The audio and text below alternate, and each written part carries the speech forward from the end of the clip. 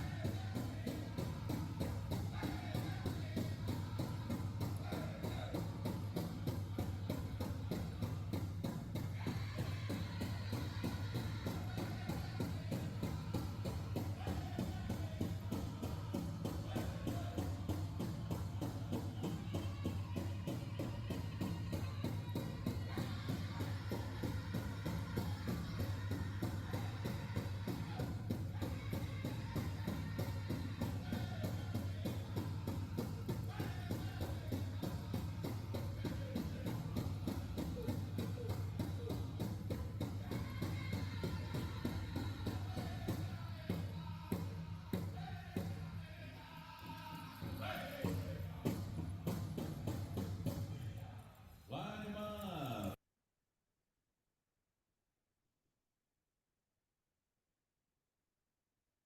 Well, good afternoon, everyone, and welcome to today's session with the staff from Setting Sun Institute on Indigenous knowledge, storytelling, and action for just and equitable futures grounded in Native wisdom.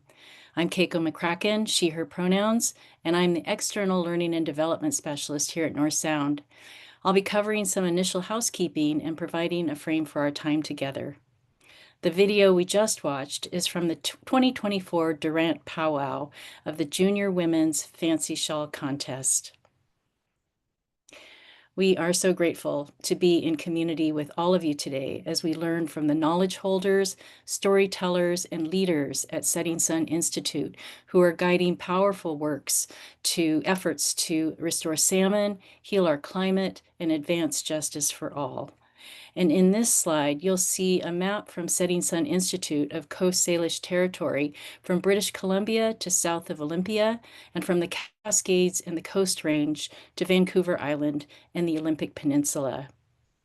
After hearing from the Institute about their work, we'll have a moderated panel led by North Sound ACH's tribal liaison, Michaela Vendiola, and then, as time allows, we'll wrap up with a Q&A from you, our audience. At North Sound, whenever we gather, we remind ourselves that we're here to learn, to reflect, and to practice belonging, and these are our agreements for being in community with each other. We center curiosity, courage, connection, care, and compassion. We strive to be reflective about our own positionality, and we commit to embracing complexity. We practice vulnerability and emotional intelligence, and we try to use first-person language and listen to listen rather than respond.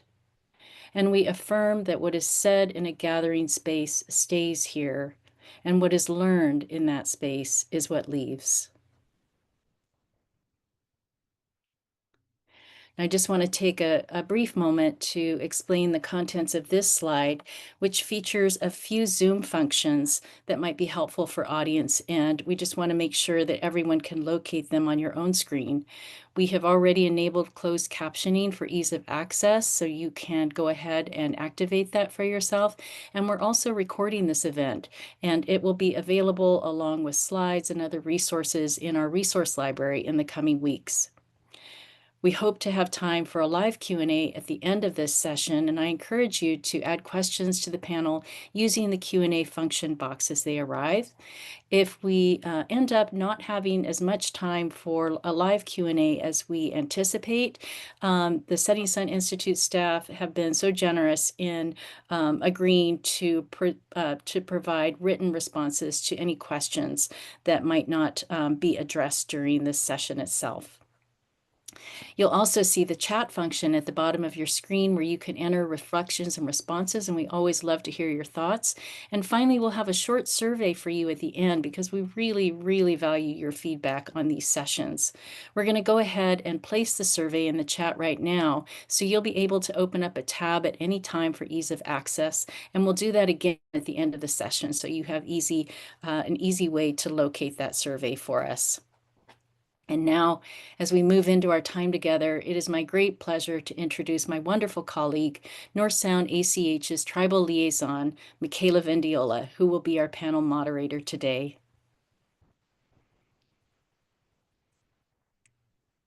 Ashlahale, Michaela Vendiola Seatstat, Yaidawat Seatstat, Koso Seatstat, Magaida Kada Numu Chud, Shwadabs Chud, Chwalemi Chud. And for those of you who don't understand the shoot seed, my name is Michaela Vendiola, and I have two traditional names, Yaidawat, which is Swinomish, and Koso, which is Paiute. I'm an enrolled member of the Walker River Paiute tribe, and I'm Swinomish and Lummi, and I grew up on the Lummi Indian Reservation. And I'm so happy to be here with all of you today. And to begin in a good way, we want to invite Sky Schofield, who's Wintune, Pit River, and Wailaki from Northern California, to offer an opening song for us and for our session today. And today we have decided to open with a song rather than stating our land acknowledgement, but we will add the North Sound ACH land acknowledgement into the chat for you all to see on your own time. Thank you. Thank you so much. My name is Sky Schofield. I just wanted to stand up for this song, and I appreciate opening this gathering in a cultural way. Again, my name is Sky Schofield. I'm the executive director of the Setting Sun Institute. I'm Winnemem Wintu, Pit River, and Wailaki. My pronouns are he, him. And this song has a special meaning. And I wanted to offer it to the group to open. They've done this virtually before, but if you feel inclined to stand up wherever you are, please be welcome to. The song is from the Pit River Nation. Welo, welo, welo, wene, welo, welo, welo, wene. Welo, welo, welo, wene, welo, welo, welo, wene, welo, welo, welo, wene, welo, welo, welo, welo, welo, welo, wene. Welo, welo, welo, welo, welo, wene, welo, welo, welo, welo, wene, welo, welo, welo.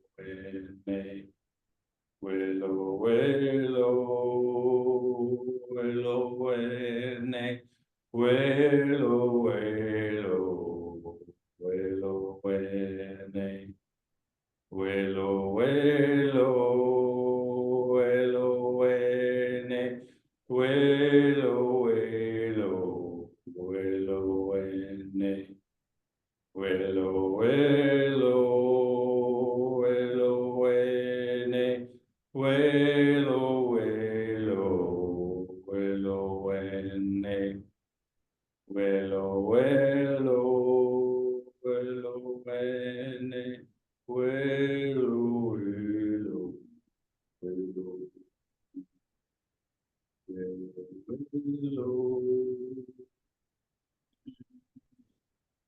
willow, willow.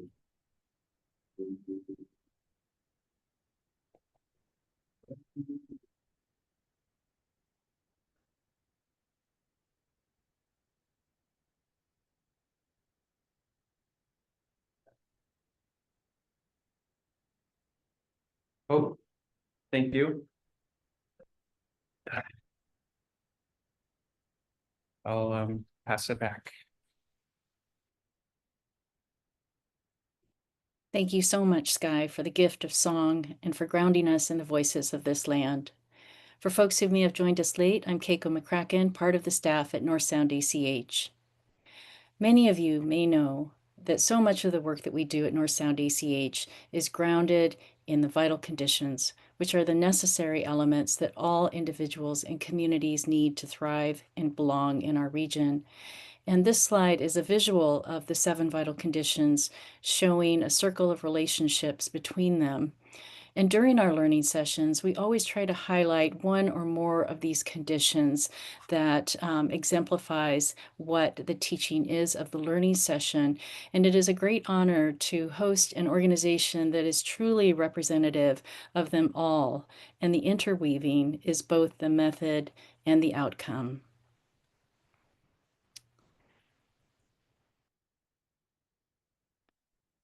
This slide with the Nooksack River in the background covers our learning goals for today, which are to deepen understanding of storytelling as research and action, to build accountability with Native communities in knowledge use and partnership, and to explore the foundational role of Indigenous knowledge in creating sustainable futures for all communities. We offer learning sessions as part of North Sound ACH's Collaborative Action Network, which is open to all community members and organizations. And if you aren't yet a member of the network, we would love to introduce you to its many resources, and we'll drop some links in the chat about that. Please do feel free to reach out to us to find out more about what that means. And with that, it is my pleasure again to welcome my colleague Michaela Vendiola back to the spotlight to introduce our guests and to lead a discussion after their presentation. Thank you so much, Keiko. So again, my name is Michaela, and I'm the tribal liaison here at North Sound ACH. And today we have the team from the Children of the Setting Sun Productions, the Setting Sun Institute branch of that organization. And so we'll be joined today by Sky Schofield, Executive Director, Windtune, Pitt River, and Wailaki from Northern California, as well as Natasha Fry, Education Branch Steward, Isabella James, Leadership Branch Steward and Lummi Nation, Santana Rabang, Producer, Lead Researcher, and Lummi Nation, Roy Alexander, Producer, Lead Storyteller, and Nooksack Tribe, Cyrus James, Producer, Lead Storyteller, and Tulalip Tribes, and Olivia Dunbar Miller, the Digital Librarian. And I want to thank you all for being here today. We're so excited to hear from you about where the Setting Sun Institute is today and how you have structured the Institute to center Indigenous knowledge. I'm going to open up the floor to you to present about the different facets of SSI and how they strengthen each other as an ecosystem of learning. Thank you so much, Michaela. Appreciate the introduction. And again, my name is Sky Schofield. I'm the Executive Director of Setting Sun Institute. I mentioned my tribes. I haven't mentioned or the communities that I come from. I come from Northern California. Originally, that's where we're located, the very tippy top of what's now California. It's an honor to work in this community and with these community members in everything that we do.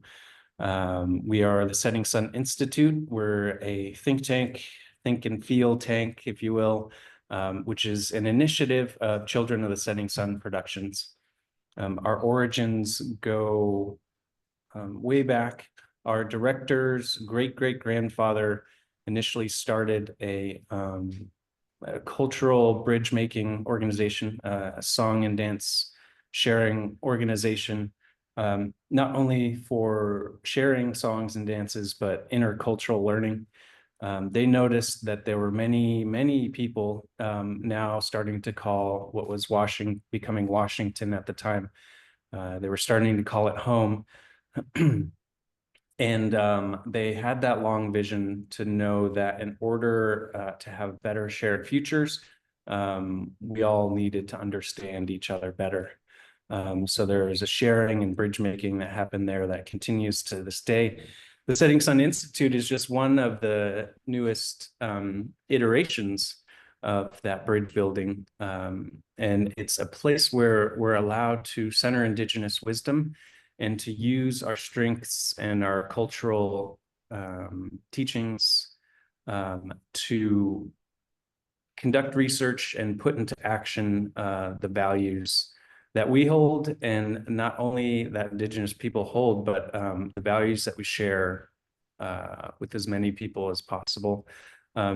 It's our strong belief that in order to have better shared futures, better futures for the future generations, that cannot be accomplished without unity, without two-eyed seeing, and without that type of bridge building. So what we do at Children of the Setting Sun, and the Setting Sun Institute in particular, is to translate, if you will, to share, to format Indigenous wisdom in as many ways and forms as possible. We'll talk about our methods later, but they could be quantified as storytelling, research, events and gatherings, and conducting concerted campaigns to drive the type of action that needs to happen now. I'm sure with this group, I don't need to express the immediacy of climate change, but it's something that we all see and feel. And it's something that I am very thankful as a Northern Californian to be up here in Washington, in this area that's so beautiful and, you know, has so much rain and beautiful rainforests, and it's such a wonderful place to serve as a model for other places, and also a place to welcome others in to share their Indigenous wisdom and expertise. And then we can do our part to share that with the world. In everything we do, we focus on centering Indigenous wisdom because we come from communities that have, we've been through this before. There have been other smaller climate changes. There have been events that we've learned from our ancestors that have been passed down. In this area, I've been learning over the last year about the importance of the flood that came through this area. In my area, we also say that the world has been destroyed and recreated several times over by different things, such as flooding, fires, and other events as such. So just a small example of some of the Indigenous wisdom that many of us carry, and that is just so ready to be translated into different languages, such as academia, and a great time to do it in an authentic fashion from the people from which it comes. So SSI, the Setting Sun Institute, has organized ourselves into branches. We have our environmental branch, headed up by Free Borsi, our education branch, stewarded by Natasha Frey, sovereignty by Raven Borsi, leadership by Bella James. And then we also have our methods of furthering the change that we highlight and that we gather from the community at large. Research is currently headed up by Santana Rabang. We have our storytellers. Roy Alexander is currently conducting a graphic novel about the Hanford nuclear site. one form of storytelling, although we have a vast palette. We have Cyrus James, who's a storytelling associate and also leading our charge for events and gatherings as well. And currently we're forming and scoping out our initial campaign centered on education and supporting and furthering the implementation of the JML STI mandate. Also, one of our key components is how we communicate the work that we do in an authentic and safe, protected fashion that furthers learning and connection between the work that we do, which is our digital heritage library. And we have Olivia Dunbar-Miller, our lead librarian, with us today. We also have a longstanding program that has been in operation since before the Institute launched. It's our Yay podcast. Many of our members who are leading the charge, the cutting edge of our research and storytelling and events, have worked for the Yay podcast and produced incredible materials that you can find anywhere podcasts can be found. And that is our Yay podcast, the Young and Indigenous podcast. Another way that CSSP as a whole and SSI communicates with the outside world and shares some of the incredible work that's been done and that we're doing into the future. In everything we do, we quantify it as creating, sharing, and educating as a whole. And Setting Sun Institute is really where we get to dive into centering Indigenous wisdom, entering and furthering our involvement in different realms like academia. But it all plays towards a larger goal, which is, in a humble way, hoping to share examples of leadership models that can be undertaken by others throughout the world, models that we've found success in and that we've developed great relationships with our partners in, and also furthering unity. Looking forward into the future that we have in front of us, and frankly, the future that we're seeing in the news every day now, currently, none of our goals, ours or our partners, can be accomplished without unity. And that's something that we hold together in all of the work that we do. Coming up later in the year, in November, Children of the Setting Sun Productions as a whole is putting on our second annual One Heart, One Mind gathering in Seattle. We'd like to invite each and everyone to join us there for an evening of inspiration, drawing on Indigenous wisdom of the past, Indigenous wisdom of the future, and starting to dream and connect so that we could further relationships on how we get to a better shared future for everyone. Each and every piece of our work is contingent on the relationships that we have, which I think is a good time to mention the incredible partnership that we've been lucky enough to be a part of with North Sound ACH. And we look forward to another gathering this year and years of continued work, not only for Indigenous people, but for everyone as a whole.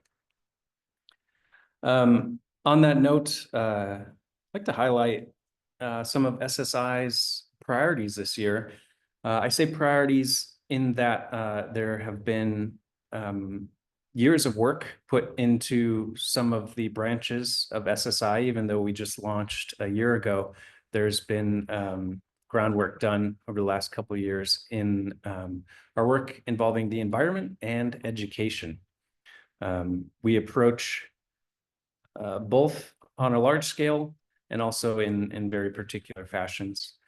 Free and Raven, unfortunately, were not able to join us today, but Free Borsi, whom many of you may know already, stewards our environmental branch.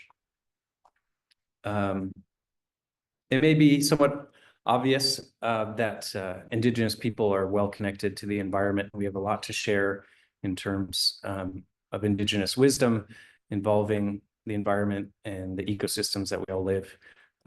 Free is spearheading several campaigns that are in the works. I don't want to spoil it for him, but we're furthering relationships that we have locally and in our region. We have been lucky enough to have relationships with individuals up and down the West Coast with our salmon people work. if you've seen any of our recent productions that have been released this year and over the last couple of years, Our Sacred Obligation is a standout and such an incredible inspiration. The fact that the Yurok and Klamath and everyone in that area collectively has been able to remove dams that constrict their, the capillaries of their ecosystem there, their rivers, and to have those finally being removed. When I started college, the most common bumper sticker that you would see were undamming bumper stickers, and now I just wonder what everybody's going to do with those, because they've been they're making so much progress. Might have to add some past tense parts to those bumper stickers seen driving around Arcata and that whole region in Northern California. And we're hoping to leverage some of that progress into different rivers of the region and work together with our Salmon People partners. And we'd love to share. You can sign on to our newsletter to see more of the incredible work that Free is engaging with this year. And that leads to education, another large priority for this year.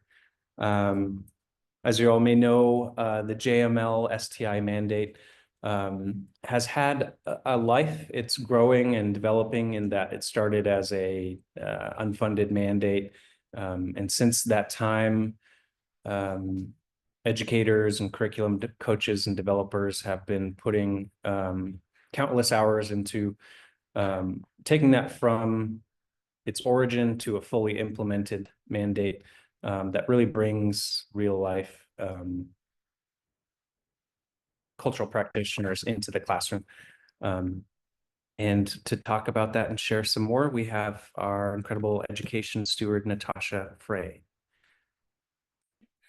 Good afternoon, everyone. My name's Natasha Fry. I'm the education branch steward for Setting Sun Institute. I have been with Children of the Setting Sun Productions now for about a little bit over 10 years. And initially worked in just developing the organization and grant writing and the like, and shifted to education work over the last 4 to 5 years. I am going to try to screen share here to use my Canva. Okay.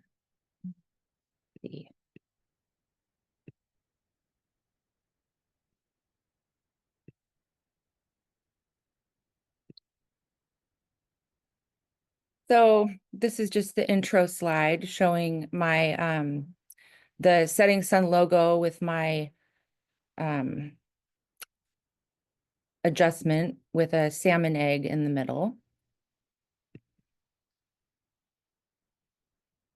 So the overall, oh, sorry, this is going through without me.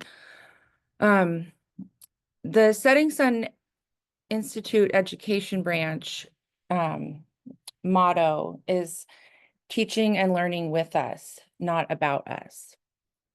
And so I always like to include in my introduction explanation that I am a non-Indigenous person. I'm a descendant of settlers. And so I think it can be confusing sometimes to have this slogan and for myself to be in this role. So I like to clarify the majority of our work so far in the education branch, apart from the bigger umbrella of Children of the Setting Sun's mission to create, share, and educate, so far has been related to working with primarily non-Indigenous educators in the mainstream school system to better implement the John McCoy since time immemorial curriculum mandate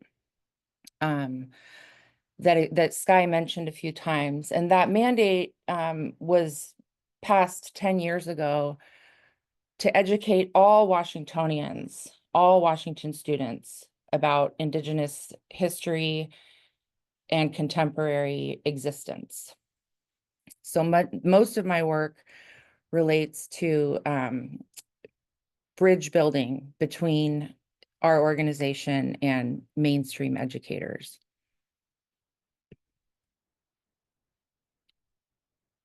Our education branch, Setting Sun Institute in general is very intersectional and interdisciplinary. So the education branch relies on the results of research that other team members are doing, informs campaigns that we're working on, and is also reciprocally informed by other campaigns that are going on within the organization. Leverages the storytelling that Children of the Setting Sun Productions is creating, and also informs some of the storytelling in the future that we'll be producing, and relies on the leadership from throughout the organization to strategize and so next slide. The education branch works simultaneously on several fronts in the education system, including pedagogy, participation, and policy.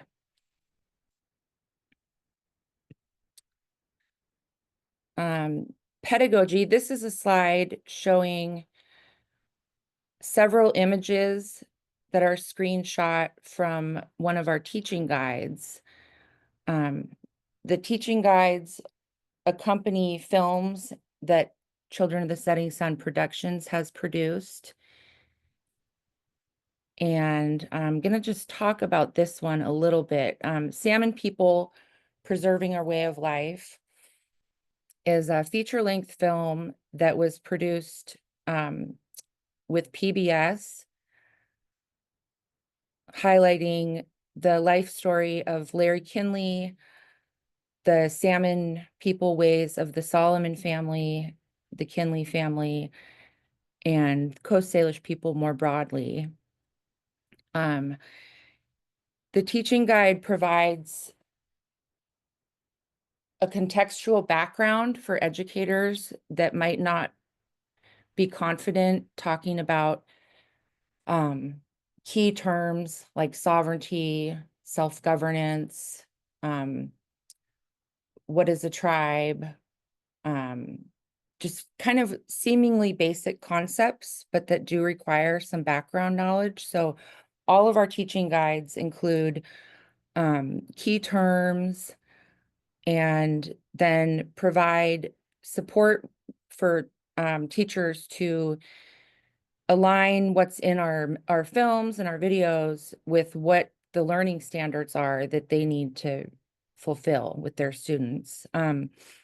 This particular teaching guide includes a highlight of the ReefNet wellness model that then references the work at Northwest Indian College, the Native Transformations Project, which is another film that also has a discussion guide and a workbook those were both developed by Northwest Indian College. But I'm sharing this to show how our materials are very cross-referenced. And so you might look at one thing and then it can hopefully lead you to several other things.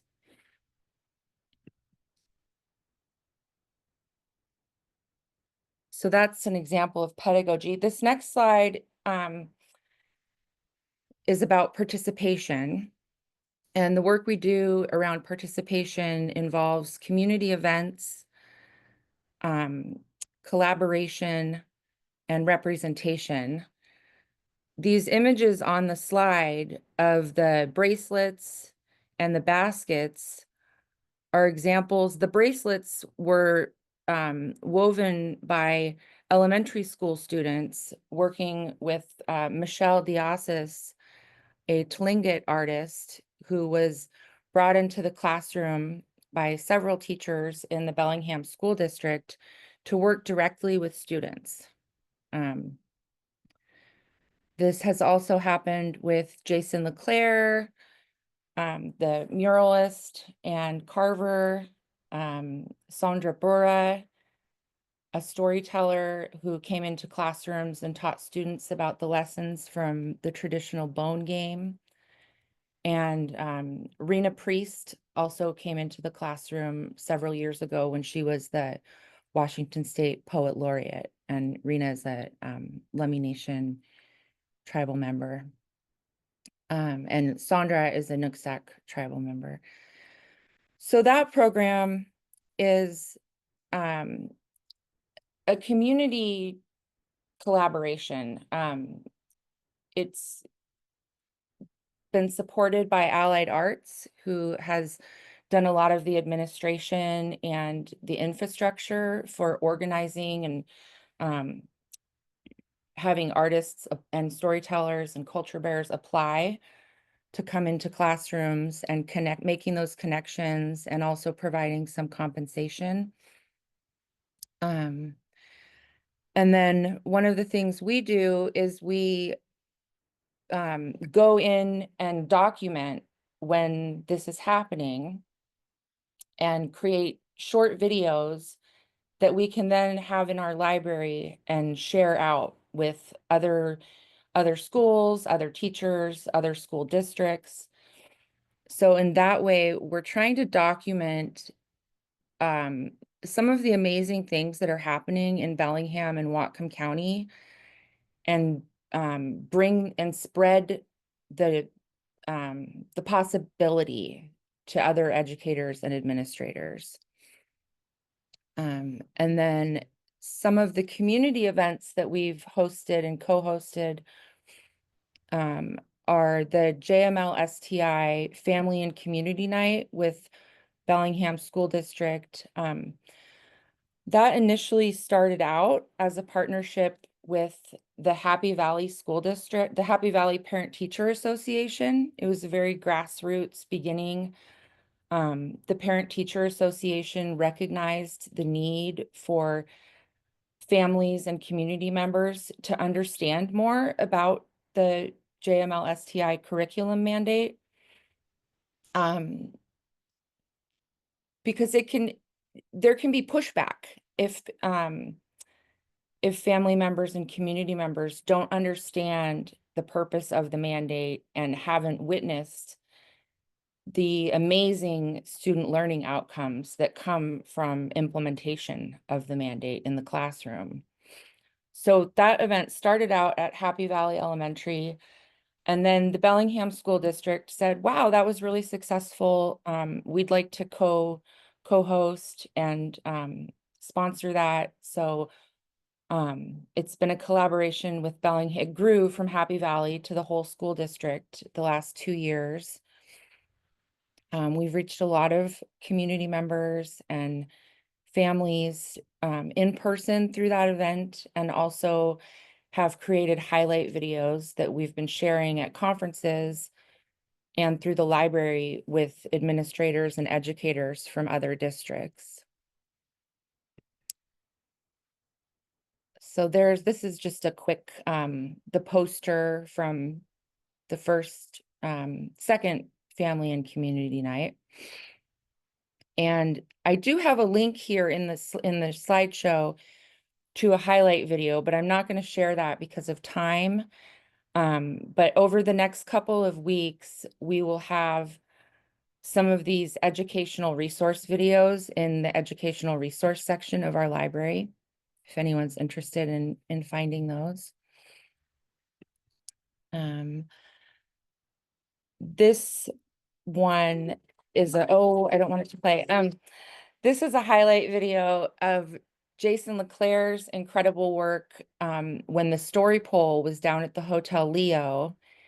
And it was down there for 6 months or so, maybe longer. And we the Bellingham Happy Valley bussed multiple classrooms down to the space to hear from Jason, and all of the students got to sand on the story pole and get their hands on it and be a part of creating it. And they also get to be in our videos. And then this is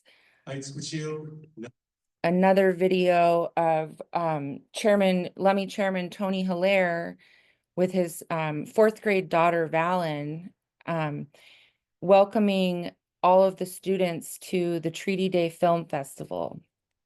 And we've done this for the last few years, and it's continuing to grow, hosting 4th grade, 7th grade, and 11th graders from the Bellingham School District, the Ferndale School District, next year, hopefully, Meridian School District, and many of the smaller private and charter schools throughout Bellingham and Whatcom County.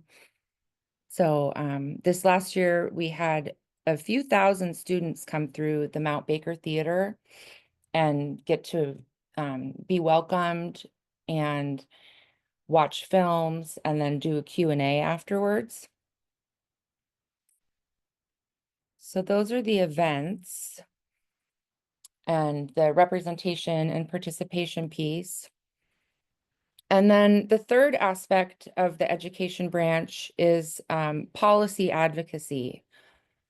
Right now, we are in the initial stages of planning and developing a campaign to support greater participation by tribal members and tribal leaders in the process of revising and we are saying rewriting. This Washington State Office of Superintendent of Public Education has opened up a 2-year social studies learning standards revisions process.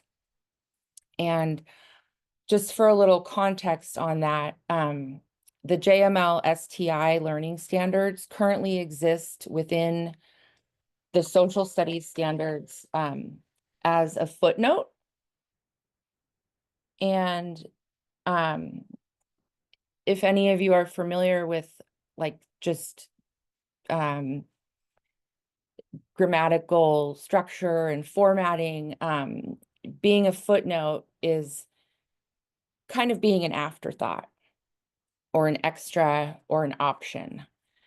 So we are working with academics who, career-long academics and Indigenous educators who know what needs to be changed and what needs to be written, and then creating a toolkit and working to leverage their recommendations to a broader audience who can then give feedback to the people who are responsible for deciding what the long-term social studies standards are going to be for Washington State students.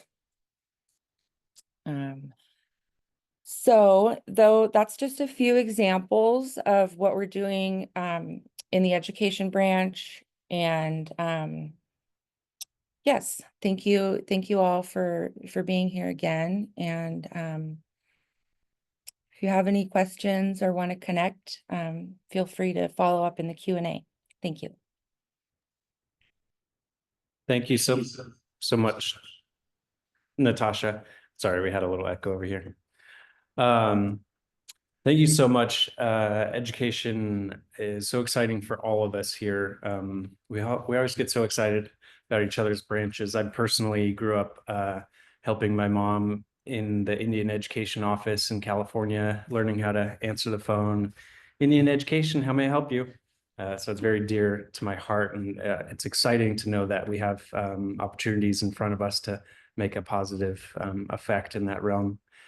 Our next branch, Sovereignty, is also a very exciting branch. Raven Borsey, Free and Raven are brothers but they're both so unique in their talents. Raven graduated recently from his undergrad anthropology at Western, and immediately, right around that time, Wayne Suttles, very prominent ethnographer who worked in the area, who my understanding from the local community was, well embraced, somewhat embraced.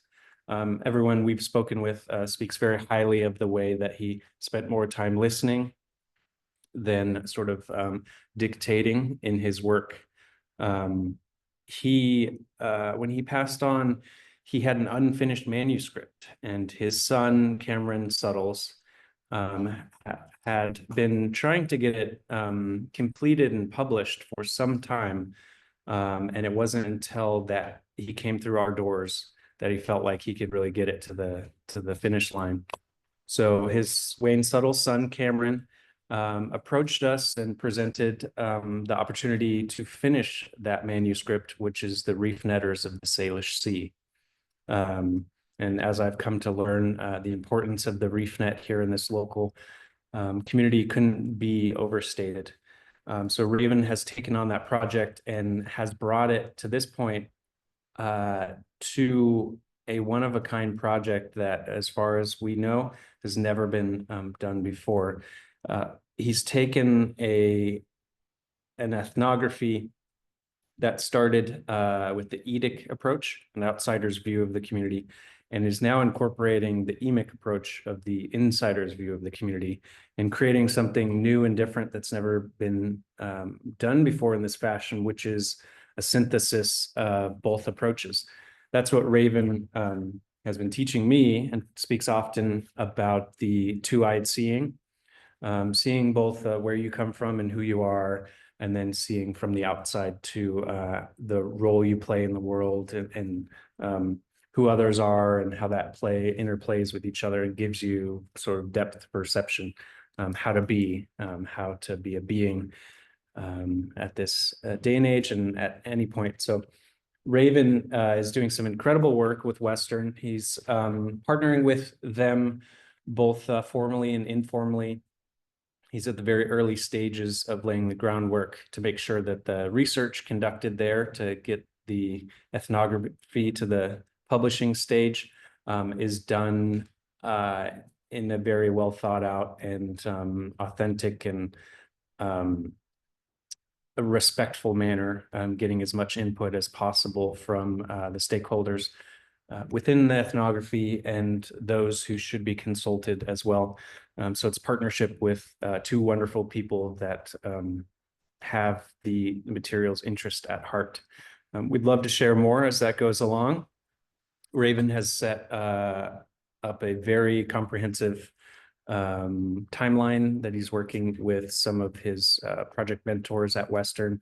Michael Shepard and Natalie Beloy have been hugely incredible, but just a great example of bridge building, centering Indigenous wisdom, and providing actionable tools that speaks about the subject is reef netting, but the topic, the deeper understanding there is sovereignty, and how sovereignty was exercised in this area pre-contact, and the act of telling your own history is an act of sovereignty contemporarily.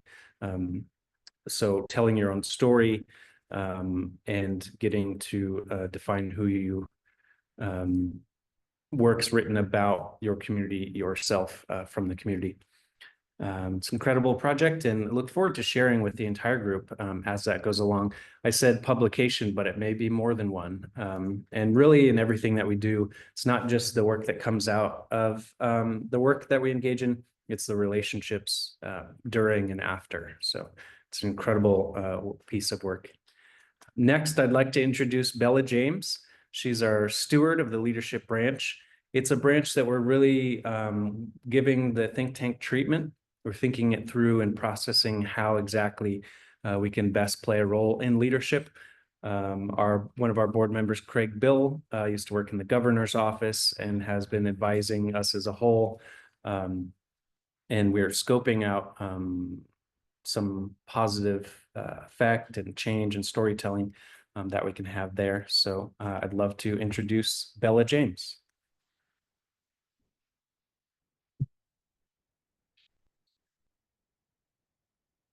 We just have to do some musical chairs over here.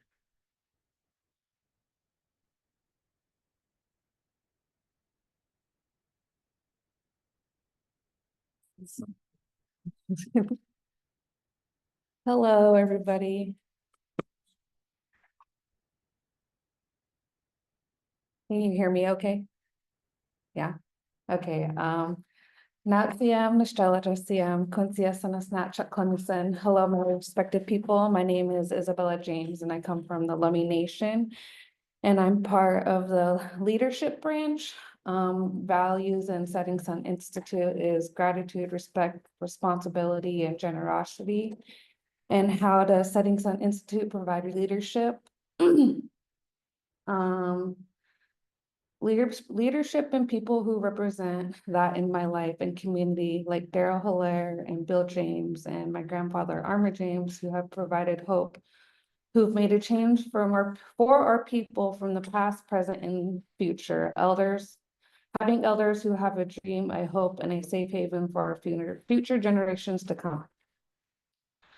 When I first met Daryl, I was in middle school. This is when he successfully accomplished building the Lummi Youth Academy for middle and high school students, a safe place for teenagers to stay out of trouble and be involved with their community and culture. We got counseling service for our mental health, after school tutoring, and on-site nurse and mentors 24/7. Going on trips and being involved in culture exchanges and to learn about the different places and cultures we were visiting, building relationships and teaching our ways of life to us and them as Indigenous people, passing his teachings down to the next generation. Being a leader comes with being humble and accepting with all people to give back and being respectful. To me, this is a role model of leadership. I look up to Daryl because I've witnessed his gift and has helped many of our people. And being a part of that has taught me how I would want to represent or lead for my people one day. So, young tribal leaders, we talk about, or when I first started for the company, I remember before I started, my dream was to work in film that had to do with our culture, because I didn't see Indigenous representation in the mainstream with stories being told in our ways. So I thought it was amazing when I landed on this job. When I first started the Young Tribal Leaders Program, it wasn't even created yet, but along the way it was, and we landed on a great opportunity to grow our knowledge and skills by producing young and Indigenous podcasts and to gain leadership skills, documentary filming, public speaking, leading projects, production assistance, research projects, and professional development skills. This helped me grow my knowledge and experience professionally through the company and what I wanted my career to be and who I want to be and what I want to do. And I want to do and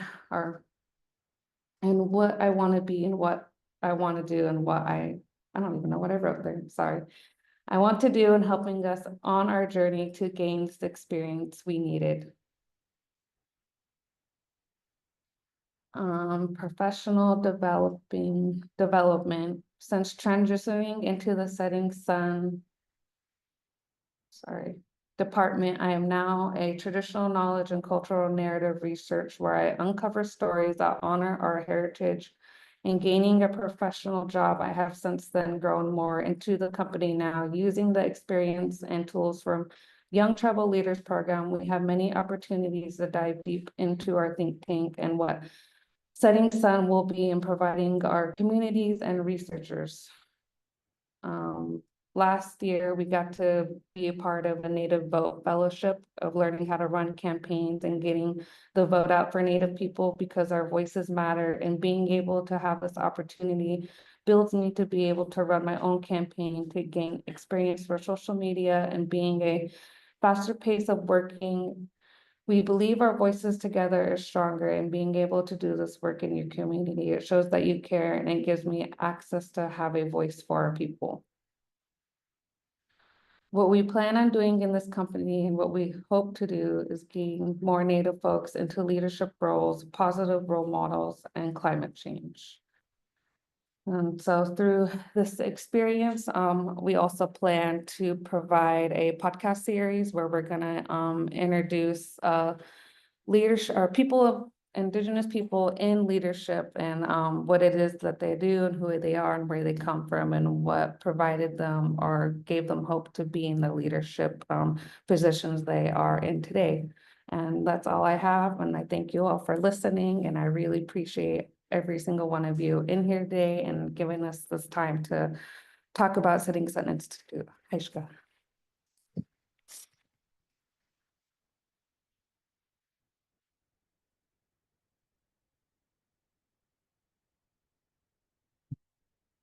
Sorry, just laughing at the moving chairs. I want to give a thank you to Bella. She touched on something at the end that we're looking forward to this year at our One Heart, One Mind gathering. The National Congress of American Indians will be having their annual conference across the street from the Paramount Theater. So we'll be connecting with leaders across the country and interviewing them for our podcast, which is also one of the avenues that we direct research. I mentioned education and the environment as this year's priorities, but research is also a huge priority for us this year in that we both conduct research and we also hope to influence the way that research is done, not only in conjunction with our communities, but in general. We would like to put forward positive examples of how the oral tradition, qualitative style research, conducting interviews and turning that into more data-driven reports is as important as starting with the data itself, more qualitative style research. And so conducting interviews with potential partners that we'd like to conduct research is the path that we can lead towards those more research specific qualitative interviewing sessions that can then be turned into research. So all that to introduce Santana Rabang. She's conducting some very exciting research, ongoing project and projects from here into the future.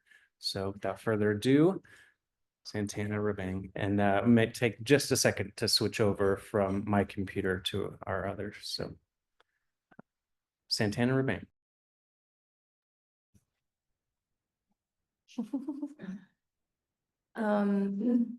Nausia Nostalgia Santana Rabang Sanasnat Chachlami E Nuksak E Shwai Village Sin. Hello, my respected people. My name is Santana Rabang, and I come from Lummi through my mother and through my father. I come from First Nations Shwai Village and Nuksak. First off, I just want to say thank you to each and every one of you who has taken the time out of your day to join us today. I see some familiar faces. It's good to see Liz and Meg and Michaela. I feel like ever since I've worked at Children of the Setting Sun Productions, which was back in 2021, I've really seen the relationship between CSSP and ACH really grow and blossom. And this is like one of the relationships that I know to be like one of the most long-standing relationships. So I just want to raise my hands to each and every one of you for always, shining light on our work and amplifying our voices. And we wouldn't be here today without your guys's support and partnership. So just wanted to take the time to say that. Like Sky mentioned, I work in research. I had the beautiful opportunity to be a lead researcher within our 7 People project.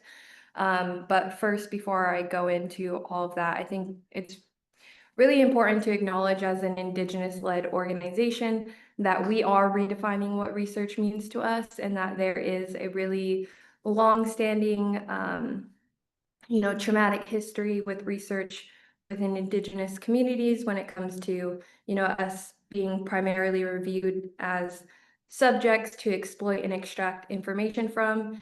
And so, upon that extraction of information has developed really harmful narratives and, narratives that ultimately misrepresent us and perpetuate a lot of systemic violence on us within Indigenous communities. And it totally, a lot of it has really disregarded our cultural protocols and our ways of life. And so I think it's really important to acknowledge that history of research within Indigenous communities and acknowledge that at Setting Sun Institute, we are redefining what research means to us.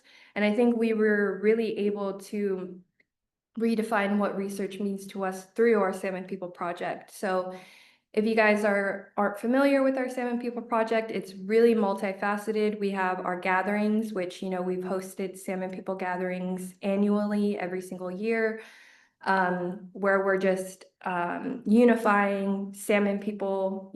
The more that we stood up and identified as salmon people, there's more tribes throughout Coast Salish territories that stood up and say, well, we identify as salmon people as well. And so we really use our salmon people gatherings to unify salmon nations in direction towards the same goal. And that's, removing dams and restoring rivers and, giving voice to salmon. And then we have our documentary, which if you haven't watched our documentary, it's aired through PBS. It's called Salmon People Preserving a Way of Life. And that documentary follows the Kinley and Solomon family within Lummi and really just trying to give, voices to families that are fighting for salmon and the return of salmon. And so we have, the gatherings, we have the documentary, and then we have research. So research was approved through an IRB process through Northwestern Indian College and Western Washington University. And if everybody isn't familiar with what an IRB process is, it is when you go before a board and get your research approved to make sure that you're engaging in research in an ethical and respectful way. And so since we are engaging primarily with tribal communities and tribal people, we got our research approved throughout the IRB process, and then we came up with cultural protocols where we're incorporating Indigenous values in our research project. So, we did things like we broke bread before the interviews, we're sharing meals with our participants, we're letting them know of, the possibility of sensitive subjects coming up. We gave them the ability to not answer questions, to maybe they did answer questions, but they didn't like their answer and they wanted it to either add something or move it or change it. The process was very reciprocal. We always let them know that this wasn't something that we owned. And it was a really just beautiful reciprocal relationship to where we're engaging in research in a meaningful way. Our research was conducted through a series of audio interviews. And then we made sure to, print those interviews off and then return them back to the participants. And then we even had a really big gathering at the end of the project where we brought all the participants back together. And so just again, throughout the whole process, just making sure that we're really engaging with our participants in a really meaningful way. And so that's project right now is moving into a phase 2. And so that's kind of our furthest along research project that we have within Setting Sun Institute right now. And the phase 2 is just returning back to participants to gain their permission to upload it to our library database and then potentially make podcast interviews out of the recordings. Sky did a really good job already talking about the Wayne Suttles project that Raven is leading up. Another research project that I will end on is most recently, we got funding to extend our Healing Women Heals Mother Earth podcast series, which is a series that amplifies the voices of Indigenous women playing a vital role in ecosystem management, cultural preservation, and environmental advocacy. And this research project will analyze the narratives from the Healing Woman Heals Mother Earth podcast series to identify key themes in Indigenous women's approaches to environmental stewardship and well-being. And then that will be cross-analyzed with environmental data and policies related to ecosystem management in the Puget Sound region. So the research findings will show that Indigenous women have a large role in environmental stewardship and environmental protection, and really showing the connection of women in these roles. So that's our most recent research project that we've gotten funding for. So again, we're redefining what research means to us, but as long as we're incorporating our value systems into the way we conduct research, I think we're moving in the right direction. Thank you. Thank you so much, Santana. I'd like to introduce our next steward. As you've heard, we have our branches: the environment, education, sovereignty, and leadership. And our methods of furthering change are research, which you've just heard, and storytelling in a number of different forms. And so I'd like to introduce Roy Alexander to talk about one of our exciting storytelling methods. Good afternoon, everyone. As Sky was saying, my name is Roy. If you want to take 30 seconds to just take a deep breath, stand up, take a quick stretch, because, we've been sitting down for a minute, feel free. But my name is Roy. I'm from Nooksack, also from Shwai Village up in Chilliwack, BC. And I have ties to Lummi and Upper Skagit as well. So like Sky was saying, I am one of our stewards for the storytelling branch of Setting Sun Institute. I'm currently spearheading our Children of the Setting Sun's first graphic novel titled The Downwinders.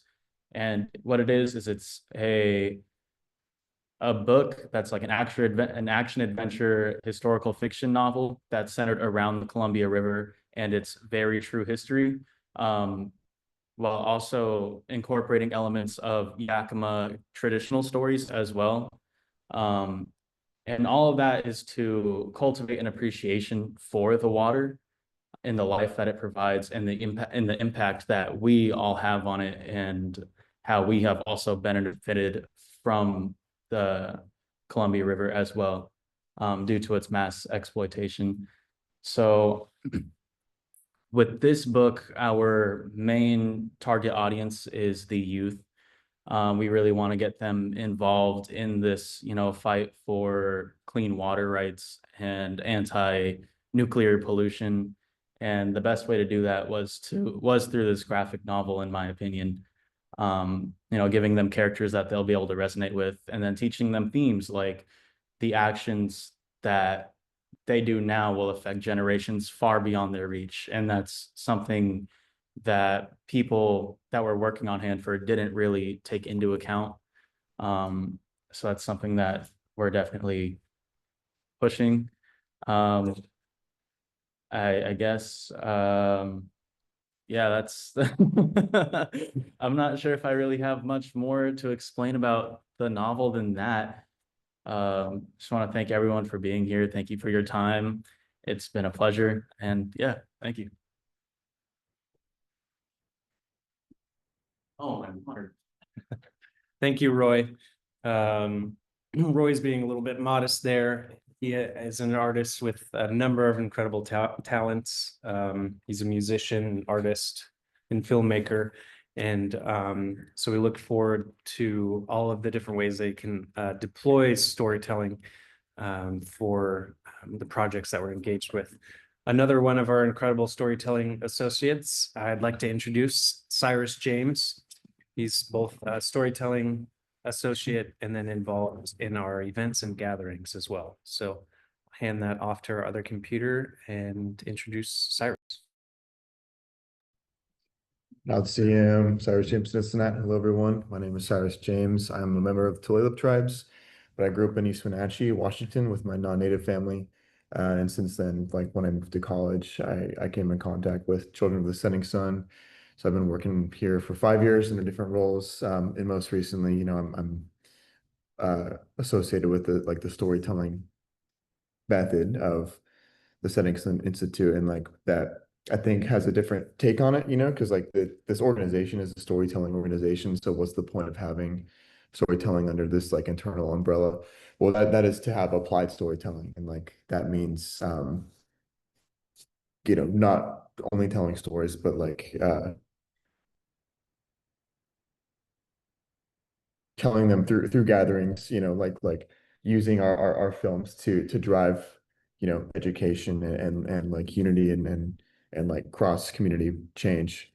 So it's both a gathering for the stories we already have and creating more stories, you know, through our gatherings. So like a project that hasn't launched yet, hopefully this year, maybe next year, is called Firekeepers, and it's like inspired by like the TED Talk format of like 10 to 20 minute you know, higher impact presentations, speeches, addresses, whatever the best way to call it is.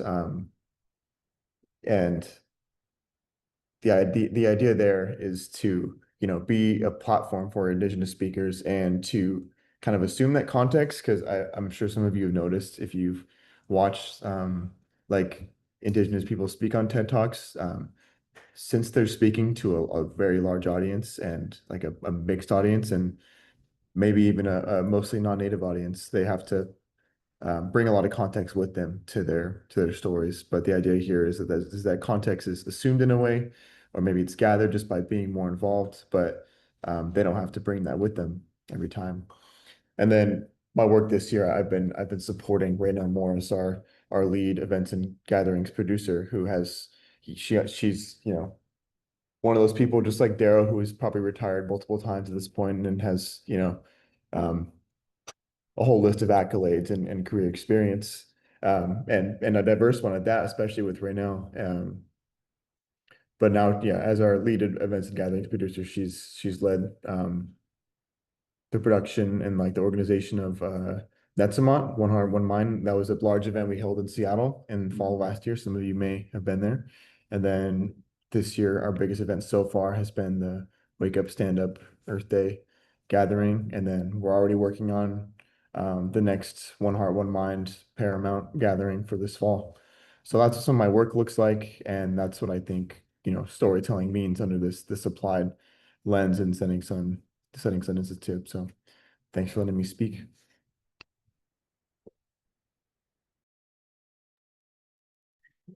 Thank you so much, Cyrus.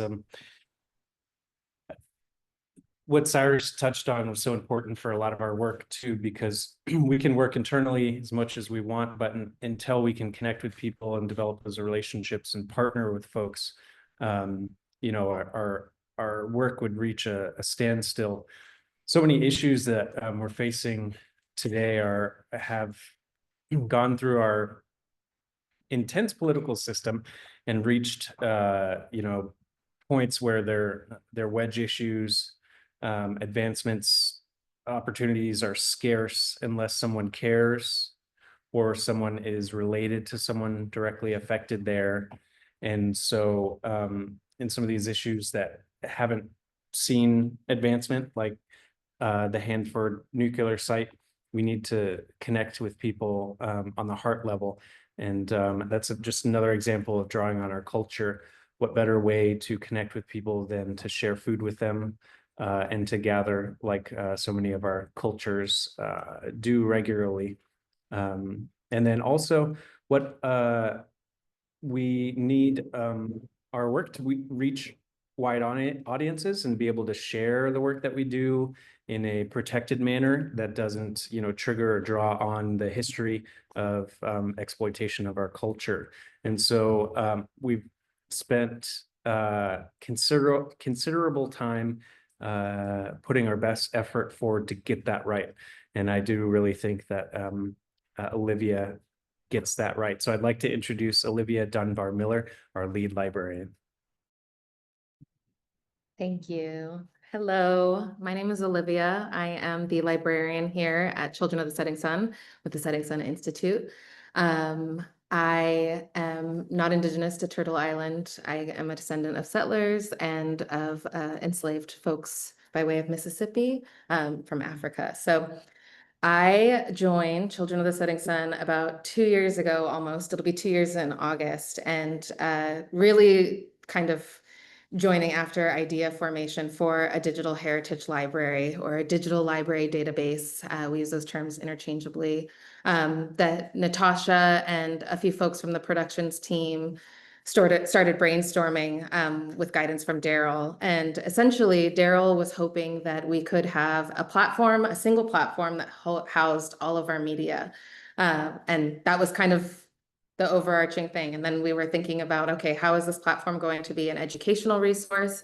How is it going to move forward through campaign work as we were building out the structure of the Institute side of our work? And then how will it contribute to and share research?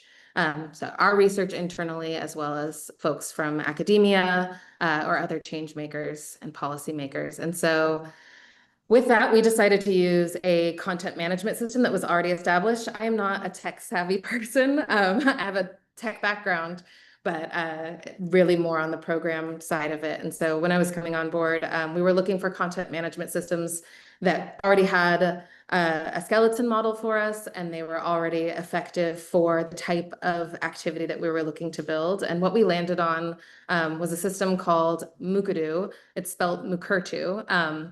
But it was developed by folks at Washington State University, King's College in London, as well as tribes in New Zealand. So it's a collaborative building in the structure that is the content management system. And it was designed specifically for Indigenous archives, Indigenous tribal archives. And so what's really great, and one reason why we leaned heavily into this system above others, is that our work here is intertribal. We don't represent a single one tribe with Children of the Setting Sun.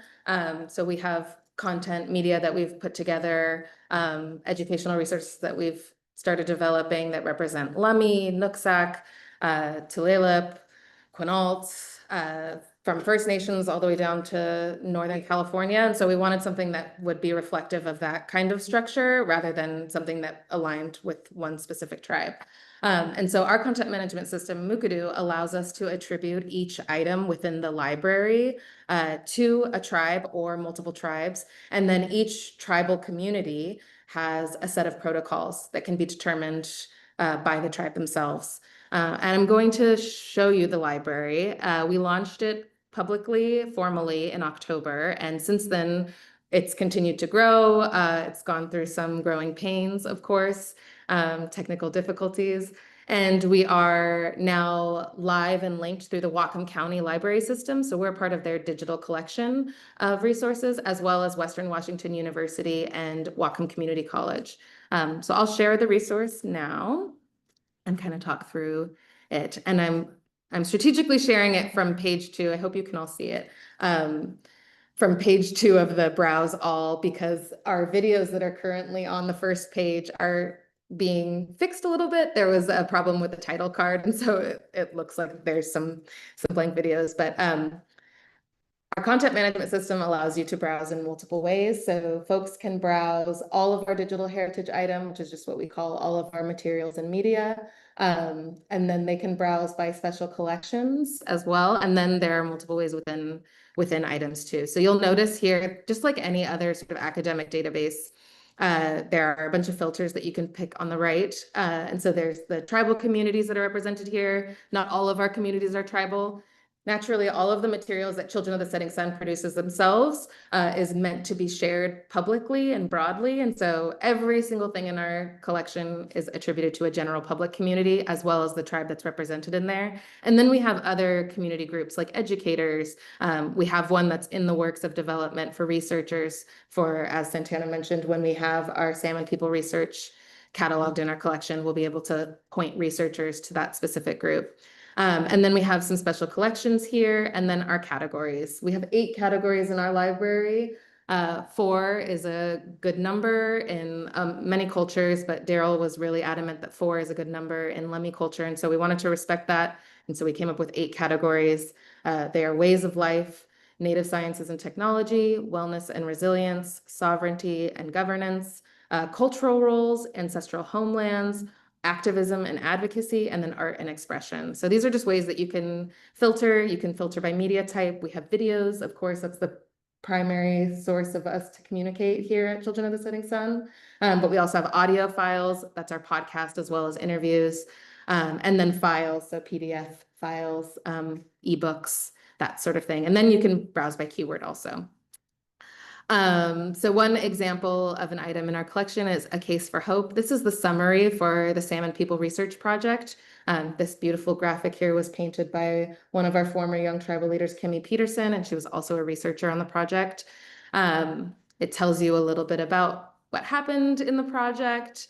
You can see who was all involved in the work there. And then it has related content. So this is a part of our cataloging system that kind of takes a little bit of time. We're building relationships so that folks who are coming in here can see how things are interconnected.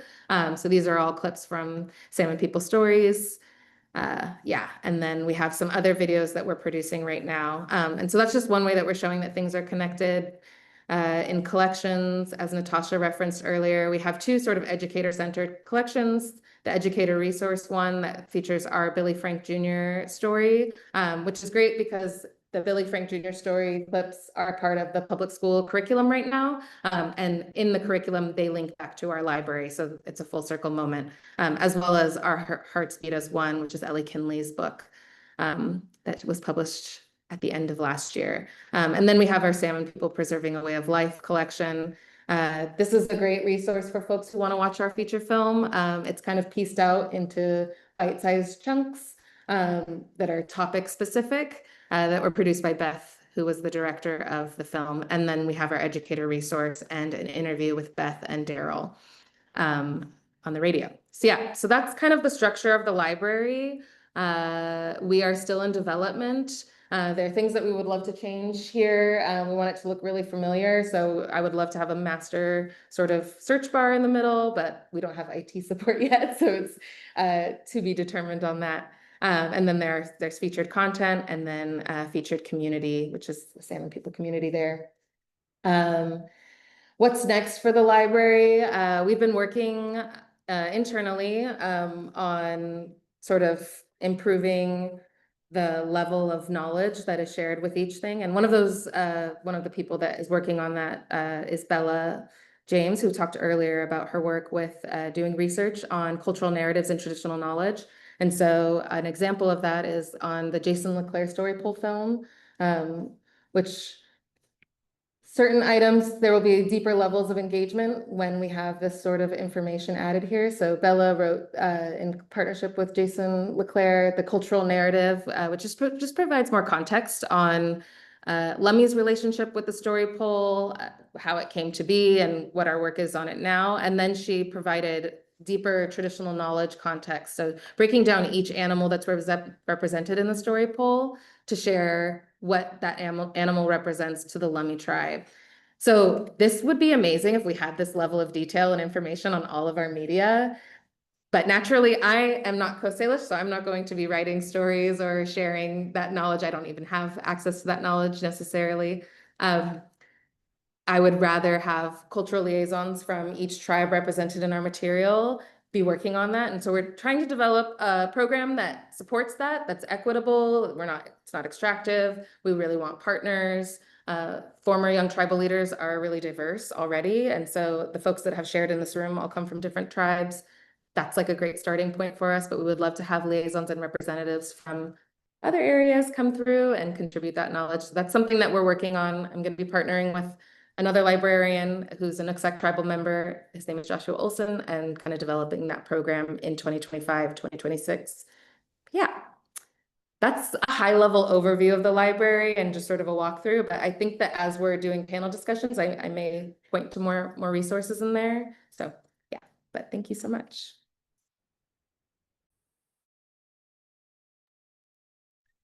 Thank you, Olivia. It's funny, Olivia was being modest as well.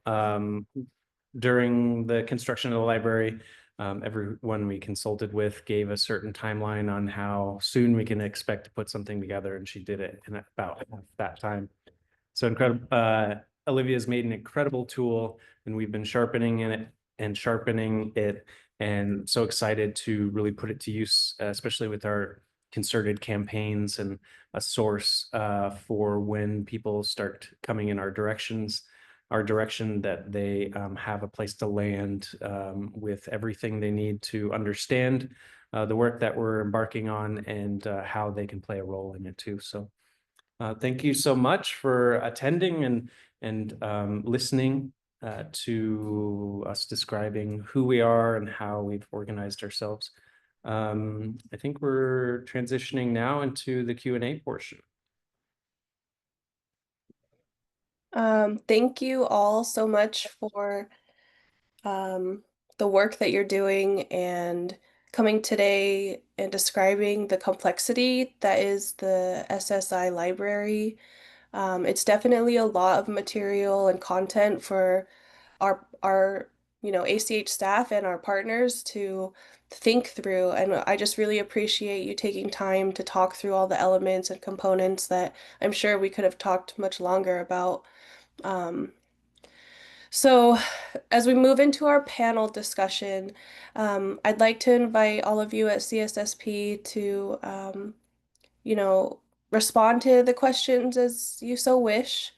And for our audience, can you please put into the chat what's standing out to you and how you can use this resource, the SSI library, to better serve our communities here in the North Sound region? And the first question that we have for you today is, what responsibilities do white-led organizations have in stepping back from authoring Indigenous stories, and how can they actively support efforts to return narrative control to Native communities without co-opting or distorting those stories?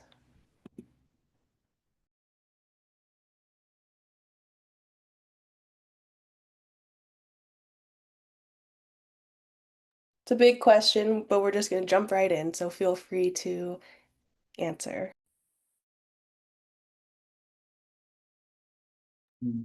I can speak a little bit to this. Pardon me, give me a second. I did write down some things in preparation, a little bit of prep.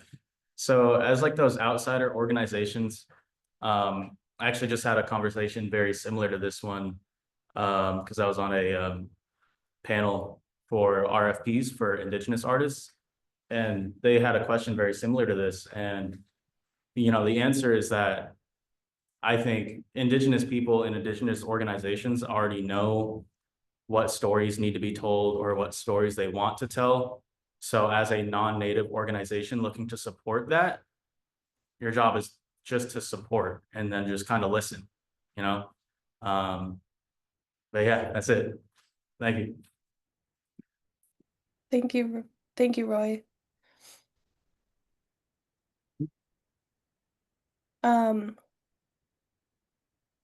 The next question I have, oh no, does anyone else from your team? Yeah, I think Roy touched on a big point that we also practice ourselves too. It's a collective effort of listening, authentically listening and gathering.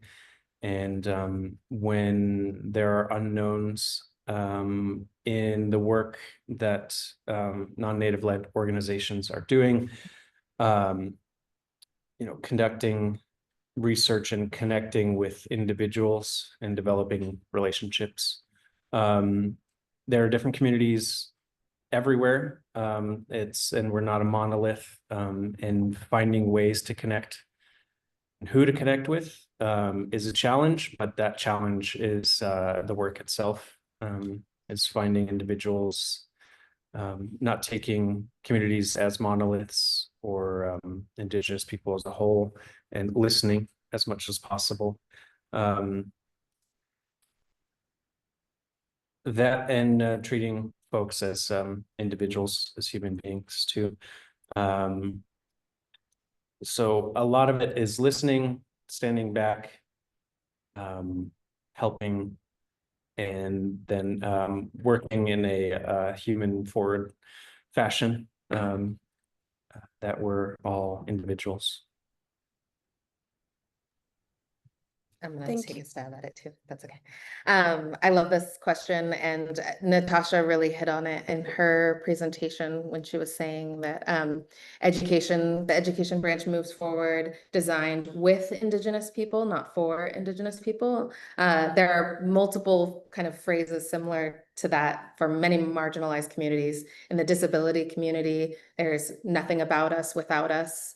In the Black community, there's for us, by us. And so I think that Children of the Setting Sun is trying to model that, and what the responsibility that other non-native led organizations have, rather than trying to speak for a group or tell somebody else's story, build a relationship with that person, that group, and then create space, create avenues that are already like not so accessible for them to tell their stories themselves. I think that that's really the opportunity here, is to build relationships and then to create more easily accessible ways for folks, rather than to just move forward and try to represent that group without them. Yeah. Thank you. Yeah, and I think it also involves like tribal consultants and liaisons, like Michaela's role. And like at what point in the process does like any work that is tangentially related to tribes or like directly related, at what point, you know, are tribal people consulted or involved in it? But yeah, just highlighting the importance of Michaela's role. Thank you so much. Kept keeping me hired. Just kidding. Um, okay, so the next question is pretty similar, kind of similar to the first one, but I know you all elevated and recognized the extractive nature that, research and data has historically had on Native people. So how can I let institutions recognize and uplift storytelling as a legitimate and powerful form of data and advocacy, especially in shaping services that impact Indigenous peoples and ecosystems like those centered around salmon?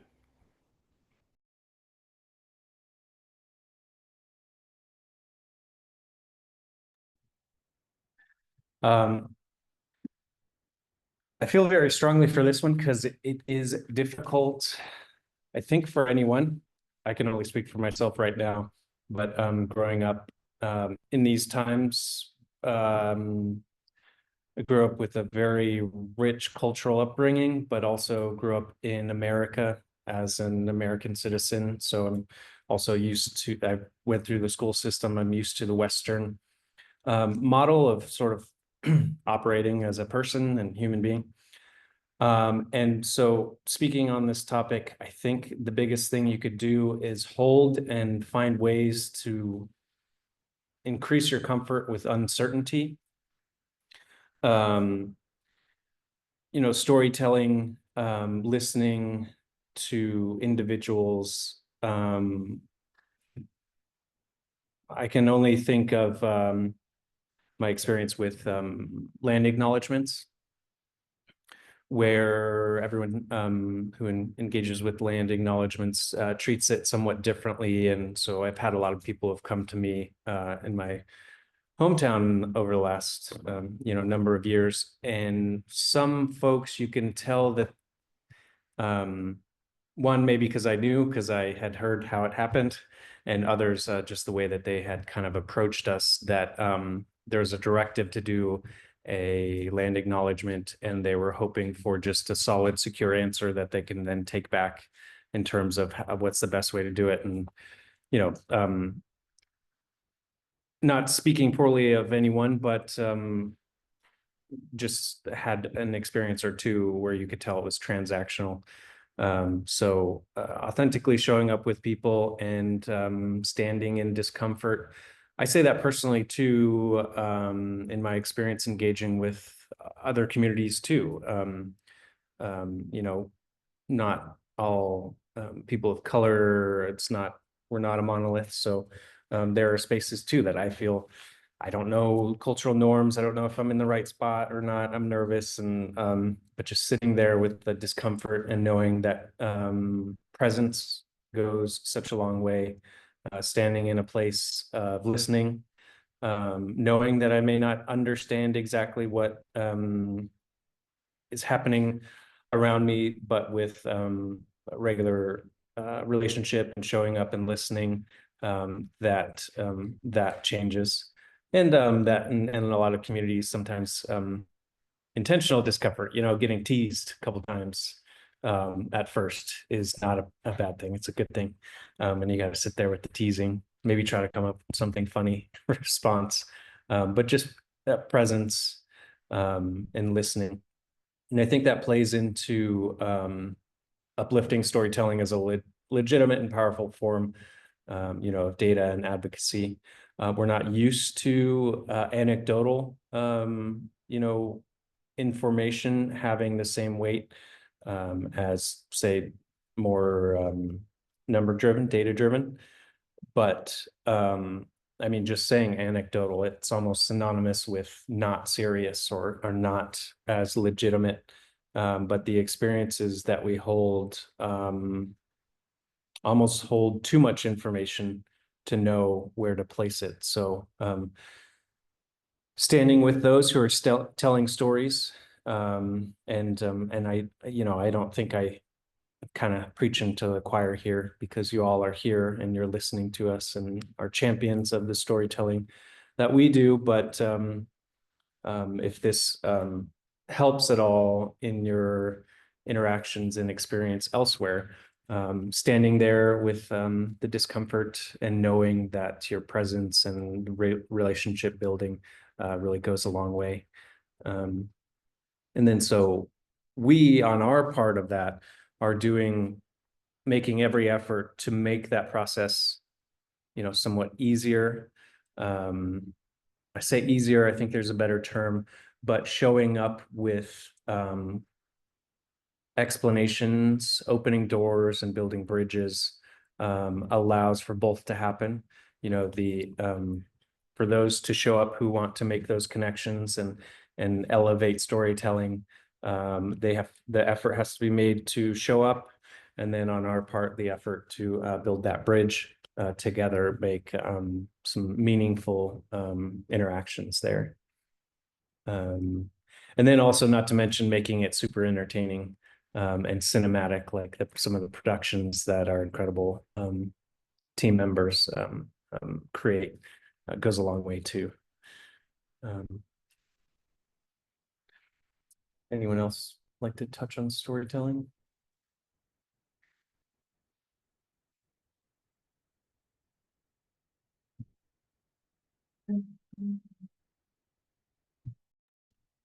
I guess the only thing that like I would add to that is like really having an internal conversation about like reforming what you guys think data means, because Indigenous knowledge and their ways of thinking should be recognized and uplifted as primary sources when it comes to collecting data. So I think it really comes with like a narrative shift in your mind too about like what you guys describe as what data means to you, like how we're internalizing or having that conversation internally about what research means to us. It's like, well, what does data mean to you guys as someone that doesn't have that such a strong Indigenous frame of ways of thinking? Thank you.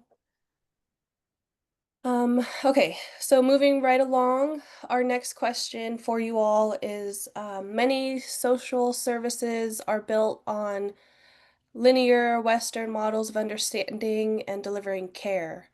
What can white-led organizations learn from Indigenous, non-linear approaches to knowledge sharing? And how might this reshape how services are designed and offered? Yeah, well, so Indigenous knowledge sharing is built upon relationship. It's cyclical, it's deeply contextual in the land and in culture. And so I think one of the lessons that non-native led or white led organizations can kind of think their framing around is with care. It's not just something that's delivered, it's something that's cultivated through relationships, at least if it's equitable and if it's good care, if it's mutually beneficial. And so in thinking of that way, like one way that we've developed the library, for example, is that it's been deeply collaborative. And so it has required us to really slow down in our process to really vet our ideas about like what an information space is, what the information space is going to offer, which is what a library is. It's an information space, or that's one thing that it is. And so it's taken, even though we've launched it probably potentially a little bit too early, if we had really taken the time for it, given it like a full 2 to 3 year building process. The first year of developing the library was in site visits, it was in friendship building and trading ideas, and it's continued to be that way. And so it's still a slow process. It's definitely something that's living. And I think that like when we think about like spaces of care or services, because you know a library is a service as well, that's something that we need to be really mindful of. And that's a model that hopefully, this is just like one example of how we're doing that. And I think that the advice would be to slow down as much as possible and to give yourself time. I think that we're so worried about efficiency. How are we going to do it fast and affordably? And then we lose the human element of it. And the relationship is such a core part of Indigenous knowledge sharing. So that would be my response to that one. Yeah, I might just add a little, my sister's voice is in my head right now, and I'm paraphrasing. She's a licensed social worker, but in some of our conversations, she was sharing about the implementation of individual therapy and counseling for Indigenous people and communities, and how that had some, you know, not knocking it, has some great effects for people. It's very stabilizing, and counseling is very important. Mental health awareness is incredible. But it wasn't until they, you know, as a industry, if you will, they started considering who they're working with: Indigenous people, community-based people, land-based people, and group therapy has an exponentially higher positive outcome because I think intrinsically of who we are, and not to go at anyone's identity, but communities where folks have been able to grow up in their community, their Indigenous community, and you know, live in that community mindset. Talking about your individual issues and problems is very important, but then when we use the relational aspect that many of us are familiar with, the positive outcomes skyrocketed. So to sort of take that as a model for any avenue that you work with Indigenous people, to apply that sort of thinking, the relational thinking, sort of a natural mindset, whether that's in social work or biology, the sciences, considering you know, how trees and plants and mushrooms and mycelium are not as individual as we, you know, the Western viewpoint has sort of quantified them originally, and understanding that it's about the context that Olivia touched on, and community context, and that relational aspect of who we all are. Thank you so much. Yeah, Olivia, I definitely relate to what you're saying about like the fast-paced nature of the world that we're living in. And you know, right now, personally, I'm going through experiencing a lot of my mentors retiring or trying to retire. And it's like, where will all of their, you know, knowledge go? And how are we going to be able to turn to them still as elders in our community and get guidance from them? And I just have a lot of appreciation for the work you all are doing in that archiving, you know, type role of getting down what the elders and leaders in our community have to say before they exit out of, the workforce and whatnot. But so thank you again for the work you're doing. So our fourth and final question is focused on supporting Native advocacy.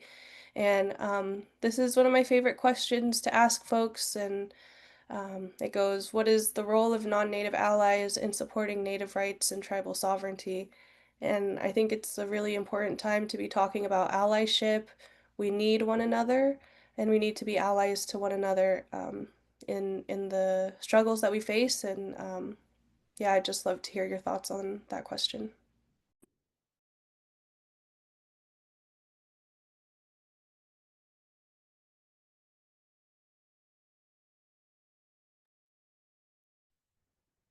Kind of touched on this previously about non-native organizations, but really I echo the words of our leader, our director, in that we all have a shared interest in the future and taking a real sober look at how we're going to get there. Number one, it has to be together. A phrase that we use a lot in our offices and in our work is sitting on a log together, because it's really a custom relationship between everyone. So non-native individuals and organizations in the area that you reside. This area, for example, there are many avenues that the local community welcome people in. One is coming up, which is the canoe journeys. I also myself am an outsider. I grew up, when it started happening, hearing about it, and I've always wanted to go. It's like, I don't know, it's like the Olympics of the West Coast, hearing about how they're happening and stories that come from there. So for non-native allies, finding those places where Indigenous folks have opened the door to welcome you in, that's where you can come in. You can, I talked about sitting in the discomfort before, but really that's showing up to the comfort, because the doors are open, there's food, it's a welcoming space that everyone's invited, and many of those landings are in spaces that there are so many that you can find one near you. So finding spaces and places where the bridges and the doors are open, so that you are walking in and with an air of welcomeness, and just being a person with the people there, and then using your particular skills, abilities, interests, networks, that if you are there and inspired to be an ally, that we can come together on an eye-to-eye level and see how we're all gonna reach that better future for ourselves and for our children.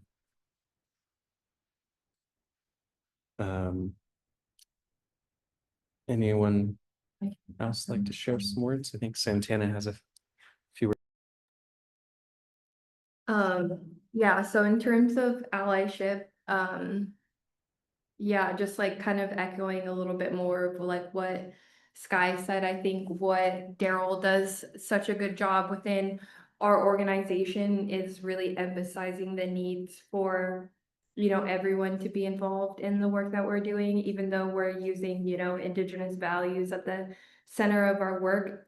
Everything that we're advocating for is on behalf of Mother Earth and salmon, and that includes all of us. We're all a part of this ecosystem, and it's really important to just recognize that we have more in common than in differences. And so I think a huge part of allyship, like that first step, is always going to come with like this acknowledgement of imbalance between like powers, and then also like historical harm, and then leveraging the power that you have within your organization to amplify Indigenous organizations or Indigenous voices. So yeah, I really think like the beginning of it is like this acknowledgement of like power imbalances and historical harm. And then like also just like recognizing like, does your organization intentionally or unintentionally perpetuate any type of violence on Indigenous communities? And you know, what does that look like? On top of like really centering Indigenous leadership. And part of that is like attending events like this and, you know, informing yourself and educating yourself and taking the initiative to go out and learn and not waiting for those opportunities to be proposed to you. You're just automatically taking initiative to learn yourself what it is or what steps do I need to do to work towards true allyship. You know, there's levels of allyship, and I think it's like, well, what level you like doing a self-evaluation or a self-assessment? Well, what level of allyship am right now? Am I engaging in relationship with tribal communities? Am I, you know, there's so many things that contribute to allyship, and it's not just one said thing or another. It's a culmination of things that contribute to a really meaningful allyship with Indigenous peoples and Indigenous communities. So it's like really just doing a lot of self-evaluation and understanding the powers and privileges that you hold within your organization and how you can leverage those to help benefit others. Thanks so much, I Santana. want to add something really quick too, if that's okay. I'm sorry. I know we're getting close on time, but just Santana was speaking and it was making me think of a lot of things. So thank you. Being an ally implies a level of activity or action. Like it's not an identity that you have, and it's not something that people can appoint to themselves. It's something that you continuously demonstrate day after day after day, and then people are able to see that that's what you're doing, the allyship. And so we've said a lot. I think our answers to most of these questions have been similar. And then throughout our presentation, it's about listening, it's about centering and amplifying.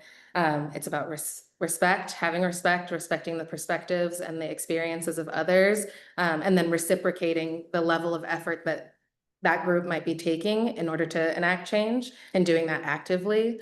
And so I think that that's something that we need to tell ourselves that as an ally myself, that's something that I need to tell myself every single day. And then also to just completely accepting and understanding that when there's people that are suffering and people that are being pushed into the margins due to colonialism, to capitalism, we have a responsibility to relate and to uplift that community, because until everyone is uplifted, then we can't move forward. So it's that kind of thinking about like, you know, if Indigenous women are being centered and uplifted, then everybody will feel a level of equity that's not yet attained yet. But until Indigenous women are held to an equitable standard, then like there's no equity for anybody.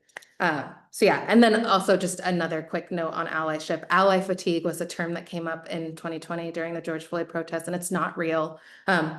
Accept it, understand it, and then move forward, because the fatigue, the distress, the trauma that these communities are going through every single day since time immemorial, through ancestors, it's inherited.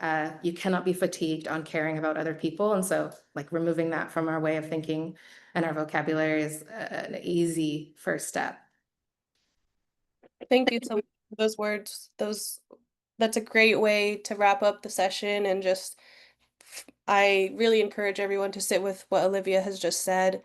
Thank you so much, CSSP. Let's react in hand claps if you can. And back over to Keiko for final words and wrap up. Tigwitsi, Haishka. Thank you so much to our panelists, to Michaela for leading us through such a rich discussion and for really showing us that Indigenous knowledge systems are not just an alternative, but foundational to a more just and sustainable future for all of us. And so just our deepest thanks to all of you for sharing your wisdom, and each of you in the audience for showing up with care and curiosity. Your presence is what helps build these relationships that all of this work depends on. And so we're so thankful to all of you. I just want to mention that today is part of an ongoing journey, and we invite you to join us for future learning sessions. Our next session is on trans health and well-being. It's July 16th at 10. We'll have Saren Bond Yancey of Transwa, Lyndon Jordan of PFLAG Skagit, and Christiana Obey Sumner from Epiphanies of Equity with us.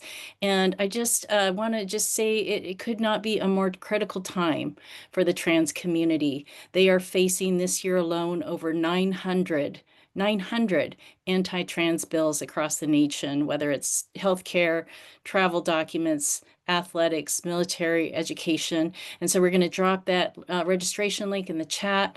We look forward to welcoming you all to that conversation next month. And then we also just want to drop again in the chat the survey, and really hope that you'll just take a couple of minutes to fill that out for us and give us your thoughts about what we do during the learning sessions and any ideas you have for future learning sessions. And finally, today's recording and slides and all these resources will end up in our resource library, which is open to the public. And we hope that you'll check that out in the coming weeks. Thank you again to all of you for being here today. A special thanks again to Setting Sun Institute and to Michaela Vendiola for such an important and timely and rich conversation for us. So thanks again. We'll keep the Zoom line open for folks who want to stay for a few minutes and just kind of process. We welcome your thoughts. If you didn't have a chance to ask a question, you can email us and let us know that question. And Setting Sun Institute staff have graciously agreed to answer those questions via email, and we'll be sending that out as well. So thanks again, everyone.